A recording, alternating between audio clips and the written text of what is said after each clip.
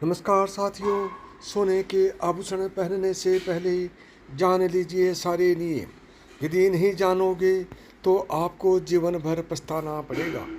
सोना अत्यंत पवित्र भी है और अत्यंत मूल्यवान भी है। सोना आपके भाग्य को जगा भी सकता है और सुला भी सकता है। इससे आपको लाभ भी हो सकता है और भारी नुकसान भी। किन लोगों को सोना पहनना चाहिए और किन्हें नहीं, यह जानना भी जरूरी है। सोने का खोना और पाना दोनों ही अशुभ होता है। केवल शौक के लिए सोना नहीं पहनना चाहिए।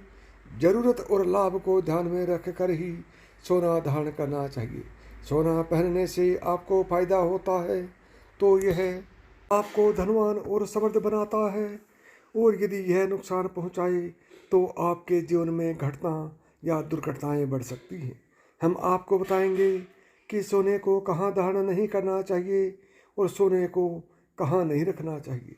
सोना आपके जीवन को संवार भी सकता है और बिगाड़ भी सकता है, अतः सोने के बारे में कुछ नियम जानना जरूरी है। सोने से संबंधित पहला नियम है सोना धारण करने के लाभ।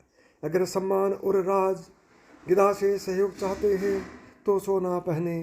यदि एकाग्रता चाहते हैं तो तर्जनी अंगुली में सोना पहने। दाम्पत्य जीवन को खुशहाल बनाना चाहते हैं तो गले में सोने की चैन पहने।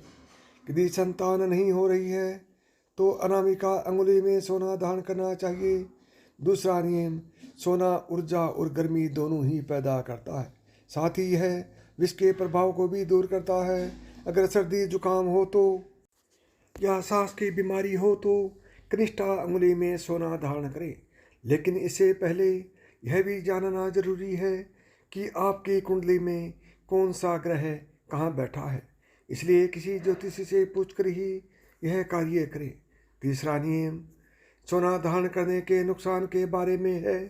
जिन लोगों को पेट या मोटापे की समस्या हो उनको सोना धारण नहीं करना चाहिए, और जो लोग भूत क्रोधी वाचाल और व्यग्र यानी अधरे हैं उनको सोना धारण नहीं करना चाहिए। चौथा नियम, गुरु खराब हो तो न पहने सोना। सोने का मुख्य रूप से रंग पीला होता है, इसलिए इसमें बृहस्पति का प्रतिनिधि माना जाता है।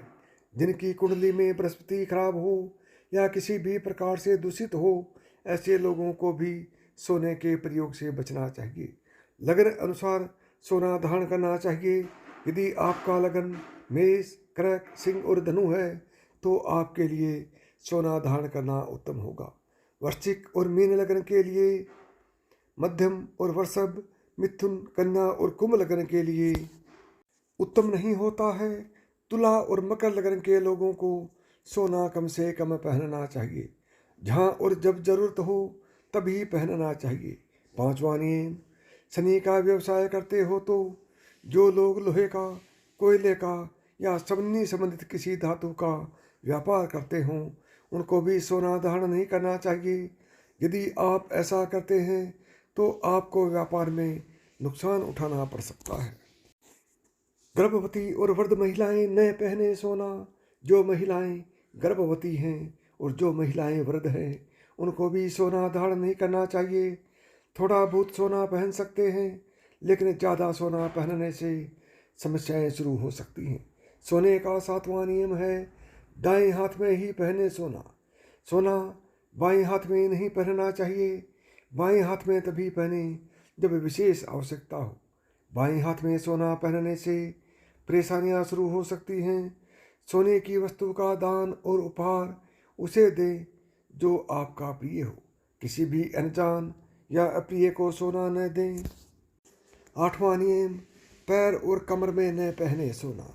पैरों में सोने की बिछिया या पायल नहीं पहनना चाहिए, क्योंकि यह बहुत ही पवित्र धातु है। यह बृहस्पति की धातु है। पैर में पहनने से दाम्पत्य जीवन में परेशानी आती है। कमर में सोना भी नहीं पहनना चाहिए। कमर में सोना धारण नहीं करना चाहिए, क्योंकि इससे आपका पाचन तंत्र खराब हो सकता है। पेट संबंधी समस्या उत्पन्न हो सकती है।